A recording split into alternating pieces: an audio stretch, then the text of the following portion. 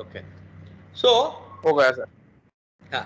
So now in that particular the solidification of your that monomer, that is going to happen in two different ways. That will actually that solidification which I was talking about due to the presence of or due to the exposure of your UV rays.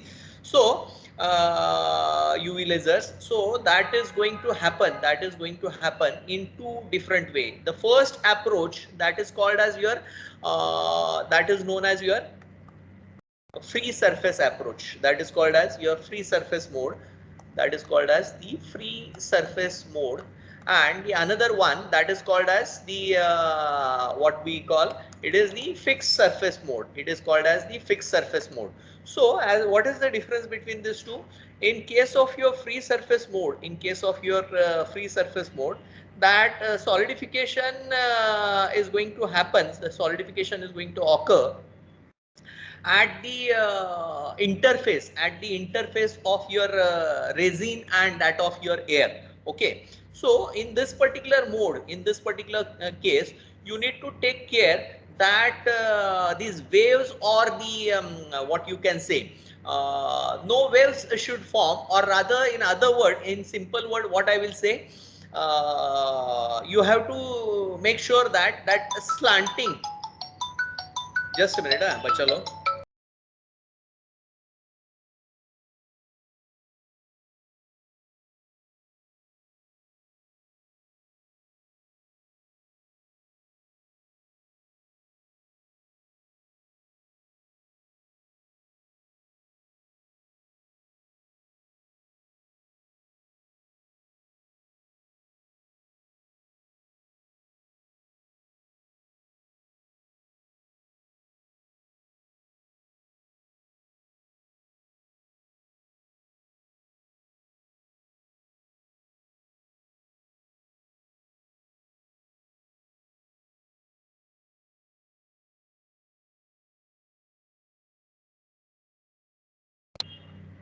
Sorry students, I got in between the call from head of the department. Okay.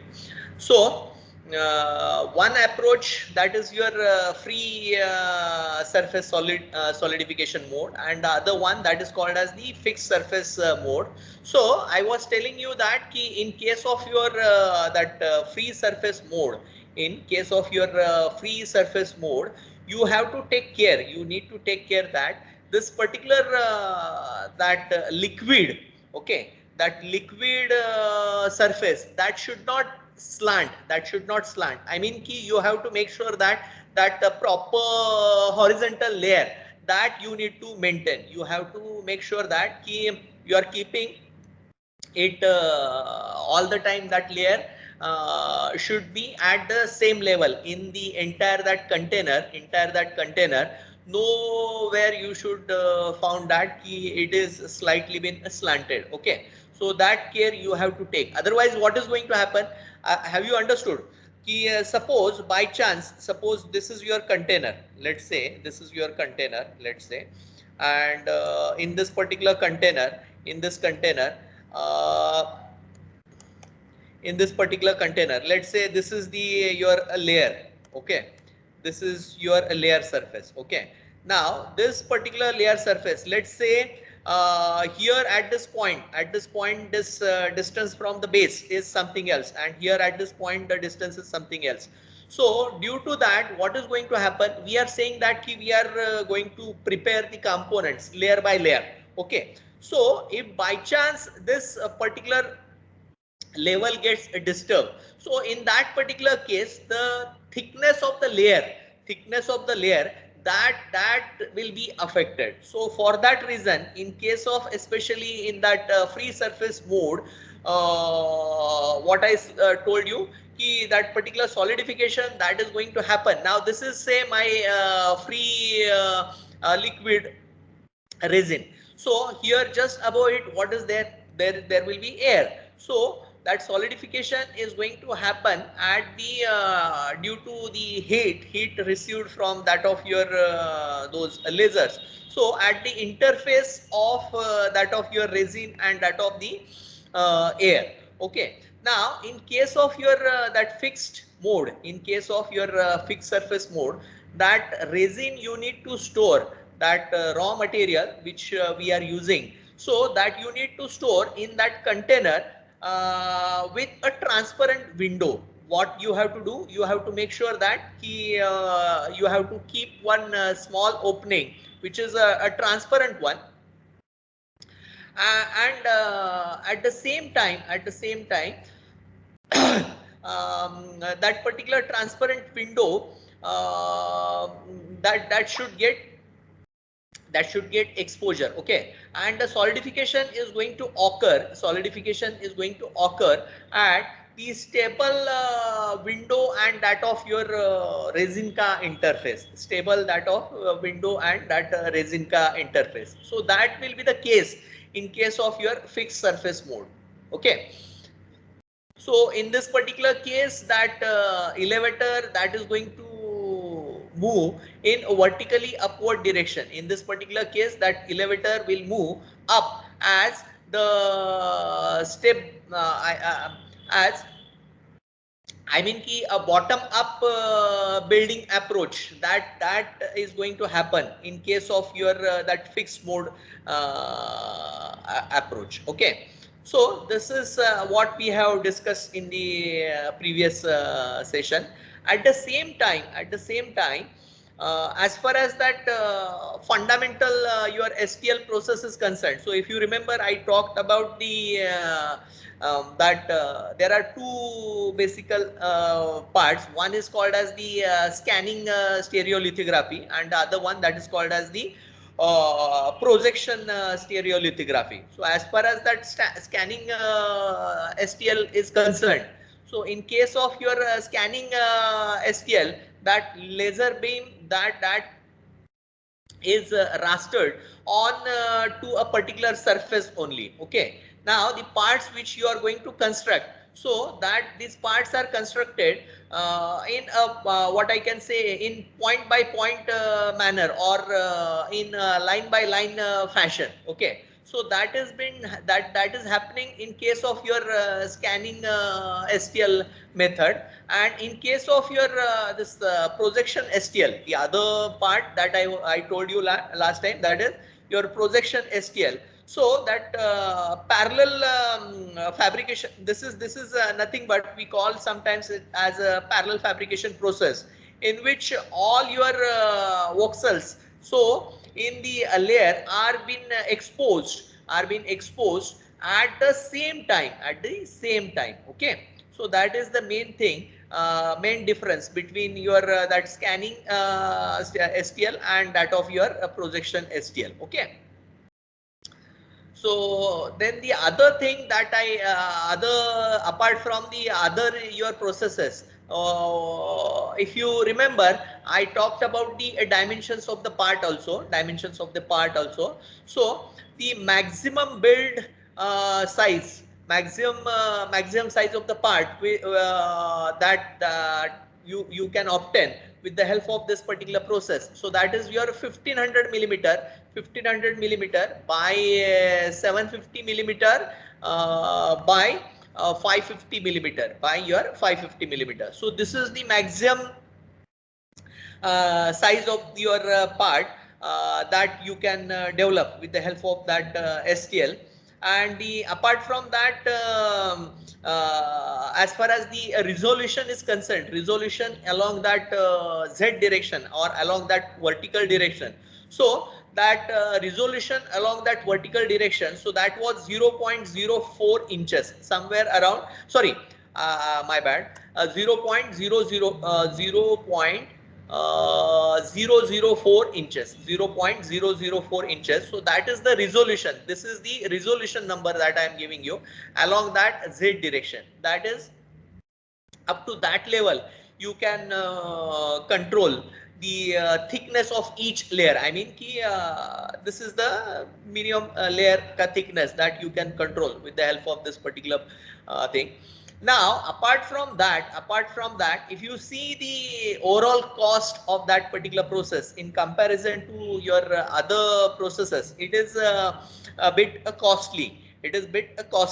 And the important parameter which where we stopped last time, that was about the various materials. So I told you that in the next session I am going to talk about the materials. So as far as the materials are concerned, so you are going to make use of that photosensitive resins, or you can say this thermoset your polymers. So these are being used over here. Okay, so this is what we have done in your previous class. So apart from that, now I want to discuss with you about the various materials. Okay, now before I go to this particular figure, just a minute. Let me open. Yeah. Now,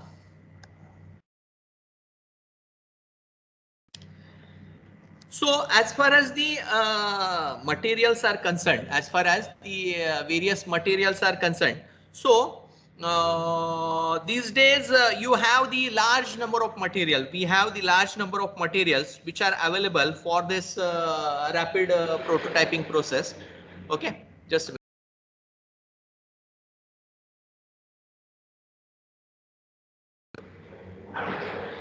So, as far as the this STL process is concerned, so nowadays a large number of materials are being available, and in case of your STL, you will get more than 40 plus resins are been formulated. Okay, are been formulated, and these are available.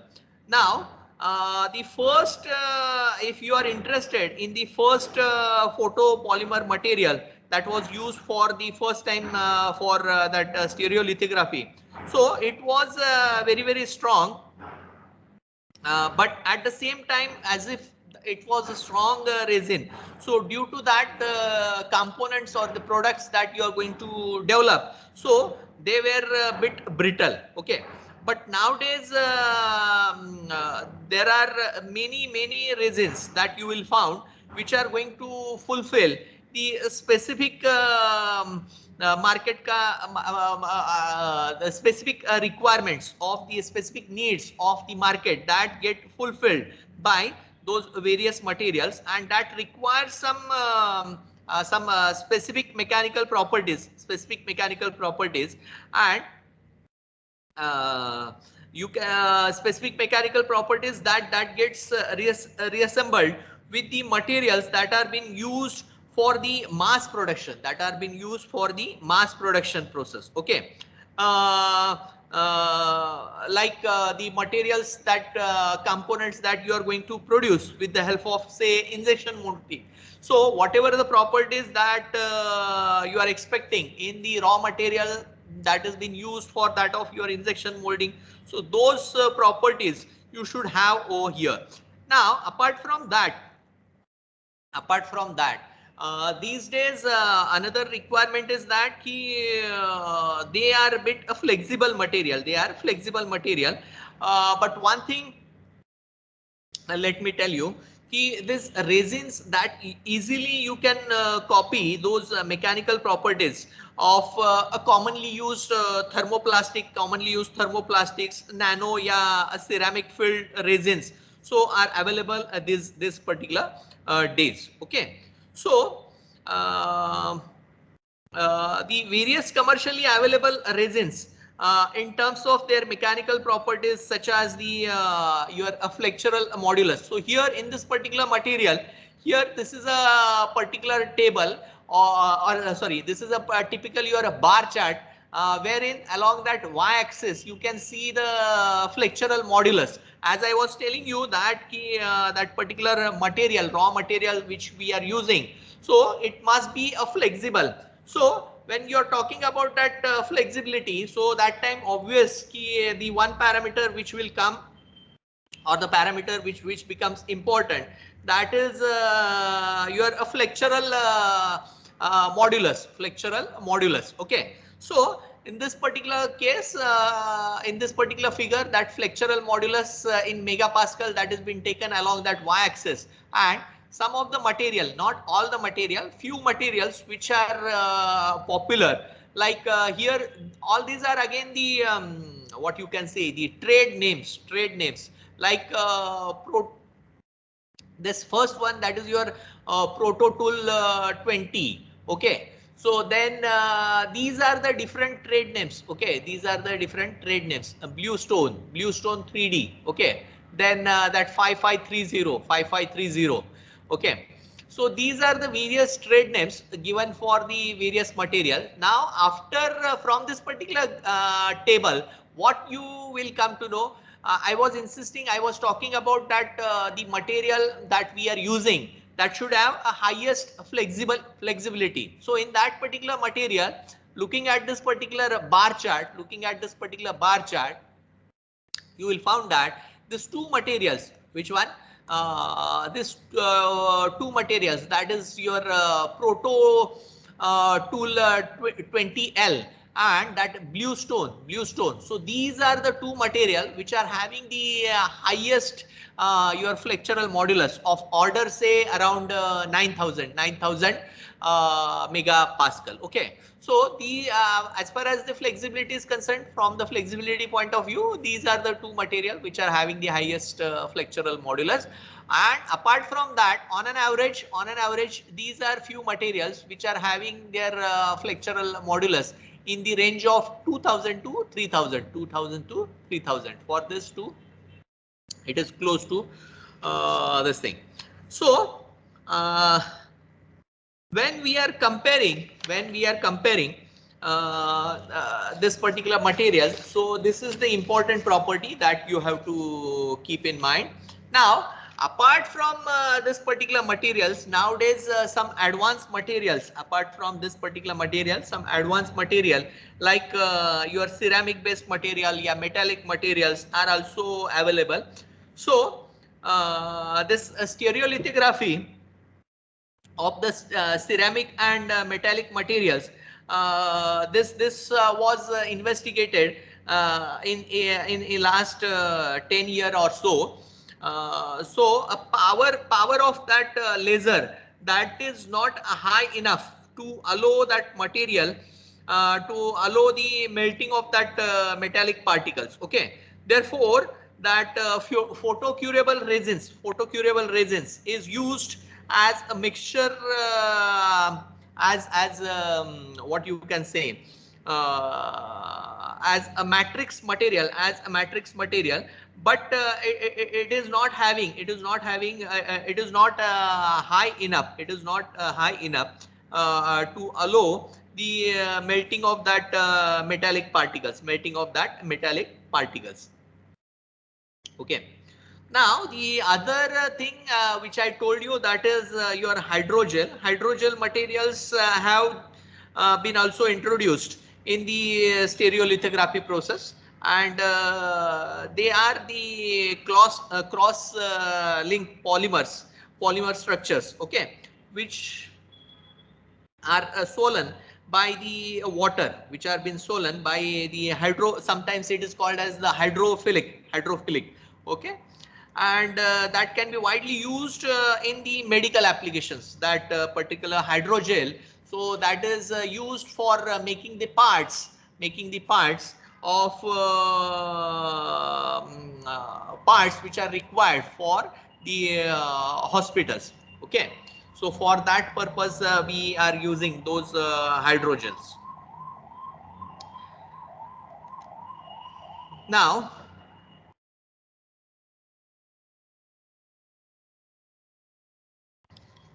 apart from that,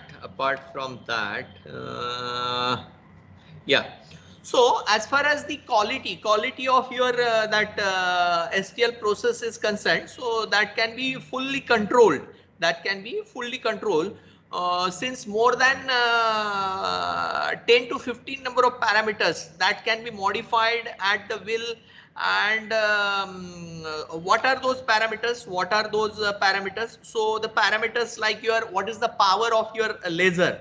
Okay, so then the other thing, that is what is the depth of the focus of those laser, then what is the focus diameter? Okay, what is the focus diameter? Then what is the scanning velocity? I mean ki laser tracing speed. Okay, laser tracing speed, that is called as the your scanning velocity. Then the another parameter which is going to control the quality, that is the layer thickness. Already I talked about that. So the specified layer thickness, that is one. Then post curing time. I mean ki now the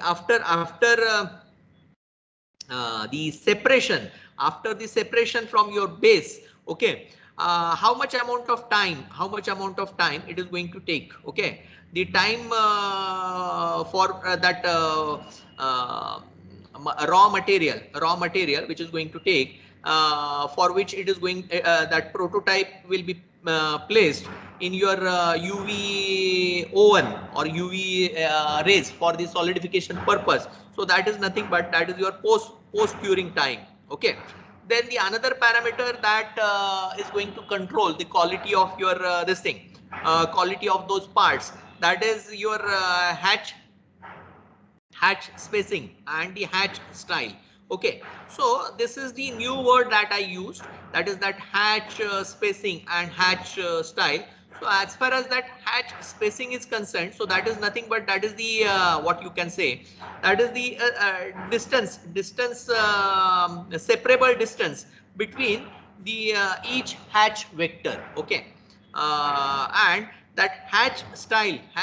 So here there are 2-3 names, that is called as the tri hatching, then other one that is called as the star weaving, or some quick casting or so. Okay, so these are the typical words which are being used over here. Okay, then the apart from that that orientation of that particular part, that is, I mean ki the position in the vat. Okay, so that also matters. Then the sweep period, if you remember last time I told you that that sweep period is important. So that sweep period is nothing but that is the time that blade speed, blade is going to speed, the blade ka speed, that I mean ki I'm talking about this one. Just a minute. Here we have that sweeper. Here we have that sweeper. Okay, so sweeper, or sometimes you can call it as a blade. So that sweep period is nothing but the blade speed, which we are going to use for the leveling purpose.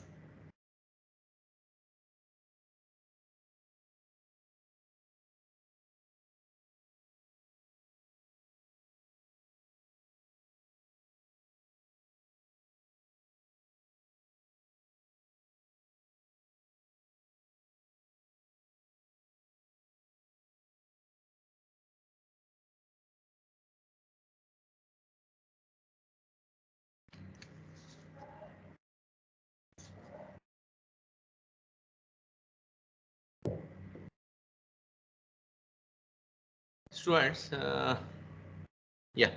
So the another, sorry, I got some disturbance here. Uh, so the another thing, that is the number of your another parameter which is going to affect the quality of your object, quality of your component. That is the number of your number of recoater blade sweeps per layer. Okay, and another thing, that is your another thing. Just a minute, student, please.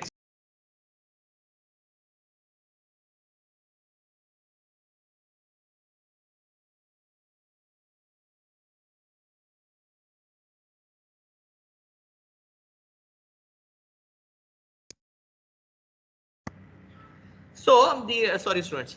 Uh, so the another this thing, that is your leveling time that also affects.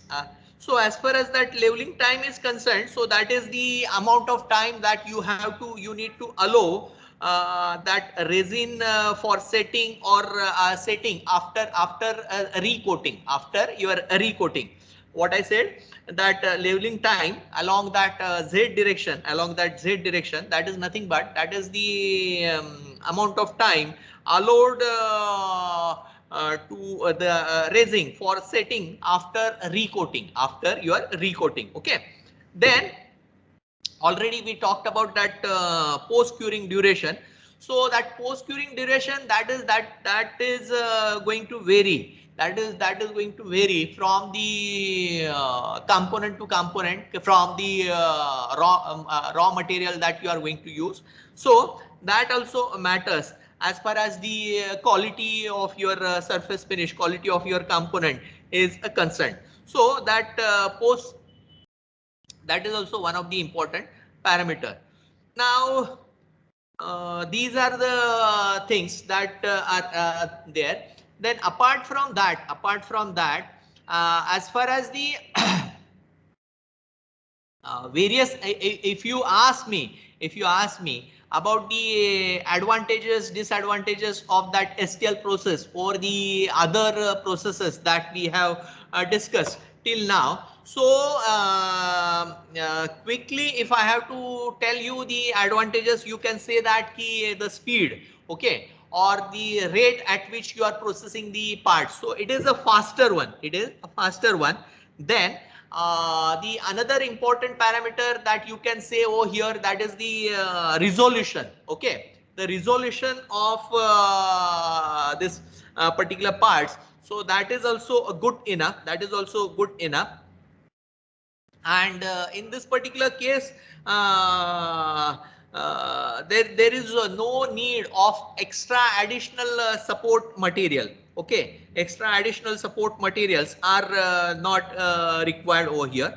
Then one more important parameter that I want to mention here, that is those photosensitive polymers as far as the advantages are concerned.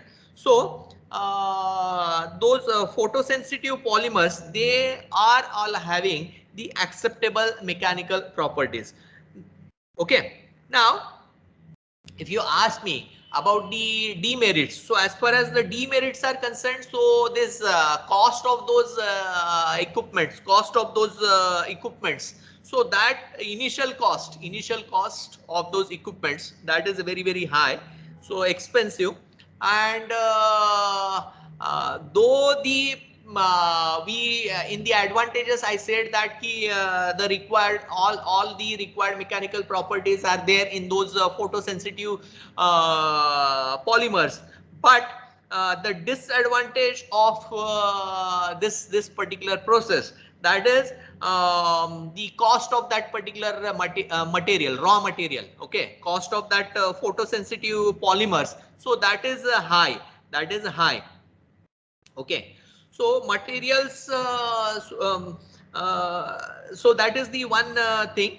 Now as far as the beauty or the another thing which I want to mention over here, that is the typical application of that rapid prototyping technique. Okay, so that applications of your rapid prototyping in the MEMS and the NAMES, so they require the a lot of accuracy, lot of higher accuracy than what has been achieved by the other your commercial rapid prototyping techniques. So here you will find that we are getting the good accuracy. So stereolithography, that is the only process, I will say, which is having the which has the potential to achieve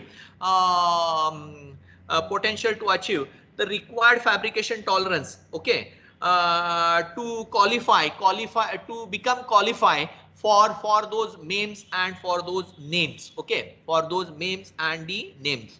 So apart from that, the another thing I before I stop, I want to add over here, that is if you see the enhancement that have been made, is a very, very attractive, and high resolution micro and nano fabrication methods, are